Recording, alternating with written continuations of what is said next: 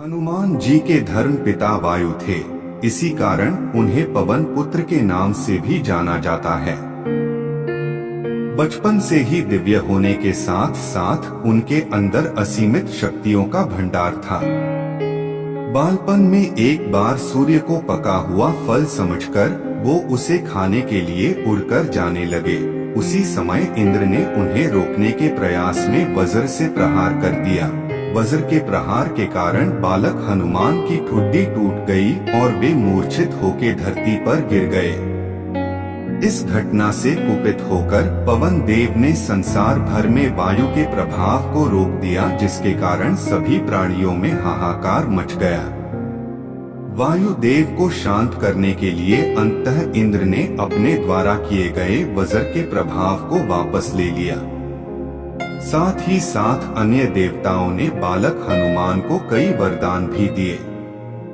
यद्यपि वज्र के प्रभाव ने हनुमान की ठुड्डी पे कभी ना मिटने वाला चिन्ह छोड़ दिया। तदुपरांत जब हनुमान जी को सूर्य के महाज्ञानी होने का पता चला तो उन्होंने अपने शरीर को बड़ा करके सूर्य की कक्षा में रख दिया और सूर्य से विनती की कि वो उन्हें अपना शिष्य स्वीकार करे। मगर सूर्य ने उनका अनुरोध ये कहकर अस्वीकार कर दिया कि चूंकि वो अपने कर्म स्वरूप सदैव अपने रथ पे भ्रमण करते रहते हैं, अतः हनुमान प्रभावपूर्ण तरीके से शिक्षा ग्रहण नहीं कर पाएंगे। सूर्य देव की बातों से विचलित हुए बिना हनुमान जी ने अपने शरीर को और बड़ा करके अपने एक पैर को पूर्वी छोर पे और दूसरे पैर को पश्चिमी छोर पे रखकर पुनः सूर्य देव से विनती की और अंततः हनुमान के दृढ़ता से प्रसन्न होकर सूर्य देव ने उन्हें अपना शिष्य स्वीकार कर लिया। तदोपरांत हनुमान जी ने सूर्य देव के साथ निरंतर भ्रमण करके अपनी शिक्षा ग्रहण की। शिक्षा पूर्ण होने के उपरांत हनुमान ने सूर्य देव से गुरु दक्षिणा लेने के लिए आग्रह किया, परंतु सूर्य देव ने ये कहकर मना कर दिया कि तुम जैसे समर्पित शिष्य को शिक्षा प्रदान करने में मैंने जिस आनंद की अनुभूति की है वो किसी गुरु दक्षिणा से कम नहीं।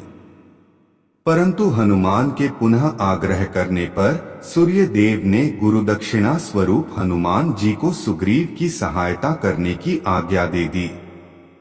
हनुमान जी बालपन में बहुत नटखट थे। वो अपने इस स्वभाव से साधु संतों को सता देते थे।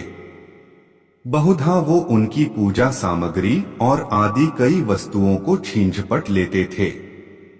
उनके इस नटखट स्वभाव से रुष्ट होकर साधुओं ने उन्हें अपनी शक्तियों को भूल जाने का एक लघु शाप दे दिया।